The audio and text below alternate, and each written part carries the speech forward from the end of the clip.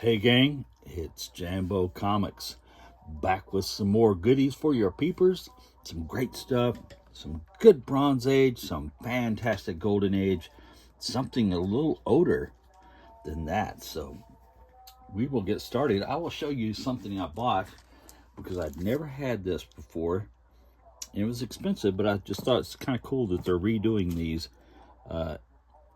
collector's editions of the DC, like Treasury size comics. The battle between Superman and Wonder Woman. A very cool book with Garcia Lopez and Dan Adkins, the great Dan Adkins, doing the artwork and stuff on this one. Fantastic. I think Soup Smith started that fight on purpose. Just never had this particular one before, and just thought I would get a reprint of it. It was 15 bucks. There you can see it. But still, I mean, when you're paying like $5 or $6 for just a regular comic, it's kind of cool to get something like this.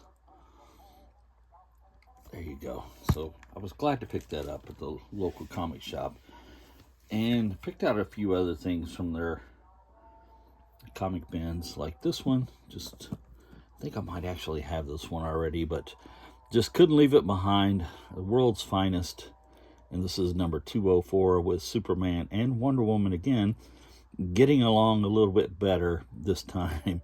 Looks like Wonder Woman had gave up her powers at this time, and yeah, just a cool story there with the kids riding on the campus, and yeah, good stuff. Was digging Wonder Woman's outfit there, pretty cool. Yeah, good cover. That might be an Adams cover maybe, but just super cool. It's one of the larger size 25-cent issues, so very cool. Glad to grab that up. I think I gave like $4 for that. So I got this one too.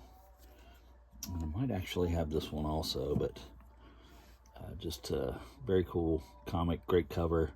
Marvel feature number 9 with the astonishing Ant-Man trying to save the Wasp there. The Wasp gets kind of possessed in this one, and yeah, it's a pretty cool story, but just a really cool cover there. Him trying to save her from the giant, well, the regular size cat when they're shrunk down to a smaller size, and you see the book of matches there and everything. But just a great looking cover. Ant-Man being the hero, saving his wife, the Wasp. Pretty cool cover. Like those. Marvel feature number 9. Some nice Bronze Age for you. What else did you get, Jambo? Let's see. What about another Marvel feature number 12? This one was right after Marvel feature number 11, of course, but that one also had a Thing story in it. And I think after this, they moved the Thing into the Marvel 2-in-1 and gave him his own magazine with the team-ups and stuff in it. So this was very cool. Nice story with the Blood Brothers, and this one had Thanos in it also. So Thanos being the main bad guy, Thing and Iron Man teaming up to take on the Blood Brothers there. So the vampire, big brute alien brothers there from space. Number 12 Marvel feature, and a nice 20-cent Bronze Ager. And what else did we get? Let's see. I got a Thor 241. Always liked this story here in this one. It had some great John Buscema artwork on the inside of it. Joey Sinnott doing the art, inking and stuff on it. And just great story when Thor is clashing with the Egyptian gods. The Egyptian god of death, Set. And this one might have a Kirby cover. It looks kind of like Kirby, but yeah, nice 25 center. 241, the Mighty Thor. Great stuff. Look at that. Pretty awesome. Pretty awesome. And this next book, I've been trying to get all of these This is Sorcery with the great Gray Morrow. This is number 10. And I don't think I had this one, but just very cool. All these skeletons in their pirate costumes there. Dude fighting them with a sword. Like I said, great Gray Morrow. And this is kind of fitting to the season right now with the skeletons and everything. Just pretty awesome. Great stuff. Sorcery. Number 10 from Red Circle. Red Circle. Very cool. Great artwork. Gray Morrow, man. What a master. All right, guys. And so I went into a flea market, and sometimes you find stuff in there that you're not really looking for, of course, but just kind of different, like this one. This is very old, a book from 1908. It is what they used to call a dime store, or a dime novel. A dime novel, yes. And this was from 1908, and they just had a lot of stories from the Old West and stuff. Things like Buffalo Bill and a bunch of different stories like that, you know, Kit Carson things, but mostly Buffalo Bill and his Wild West show. It was really big at the time, and yeah, so the dime novels were just periodicals that was put out during the time that people bought for entertainment.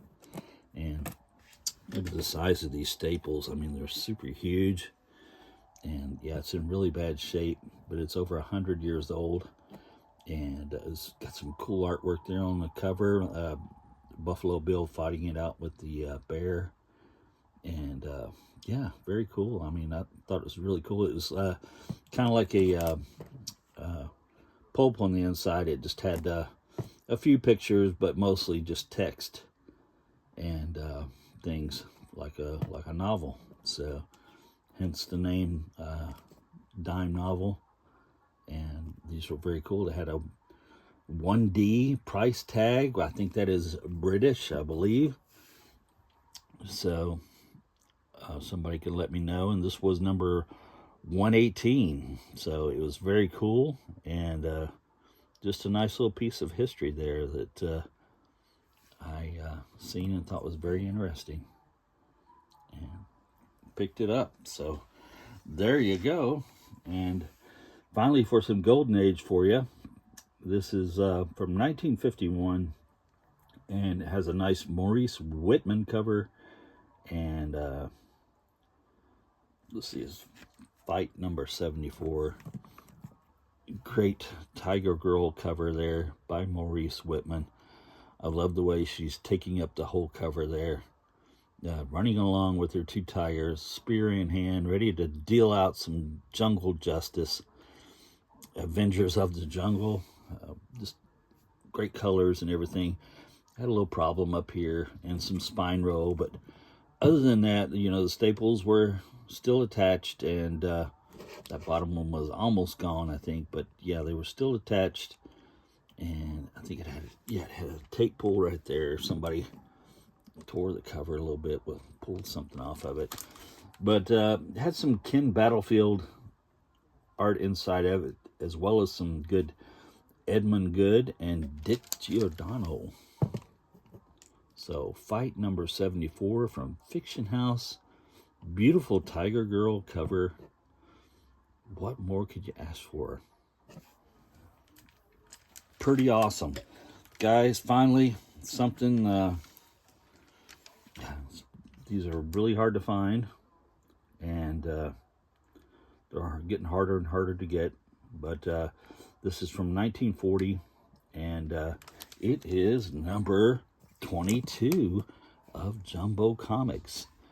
Yes, that's right, number 22. So it's getting back there, like I said, from 1940, Jumbo Comics, Dan Zelnowich cover, and some great stuff on the inside too. I love this. This is supposed to be a gorilla, guys, but that is kind of looks like a Sasquatch or something, you know, in the jungle there. Attacking Bob. Sheena going to have to save him again, but just had a lot of colors and great detail. Even though not one of his better covers is Eleanor Witch, but it's a very early cover. Like I said, this is number 22, and still a lot of great colors and everything. I had a piece out here, but the staples were attached, and very awesome for 19 and 40. Somebody had wrote their name up here, but still very glad to grab this one. I love the colors and the way it presents. Let's see who else was on this. Bob Powell did the Sheena story.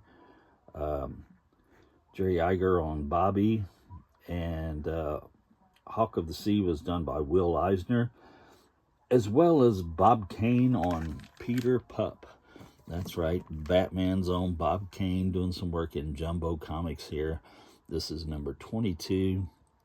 Getting back there to 19 and 40. Very glad to have that one and add to the collection. We're whittling away at it, guys, a little bit by a little bit, and yeah, just glad to add that one to it. Wish it would have had that piece there, but that's okay. We got most of the book, and 99.99% or whatever, except for that. But just a great cover and a great book to add to the jumbo run. That is it, guys. That is the haul. I appreciate you stopping by. Give me a thumbs up if you would. That would greatly help me, and to leave me a comment, that would help too. I like talking to you guys, I really do. And if you haven't done it, please do like the beautiful Lee Merriweather says. Why, Lee Merriweather, she says to subscribe. Thank you, guys. Have a great day.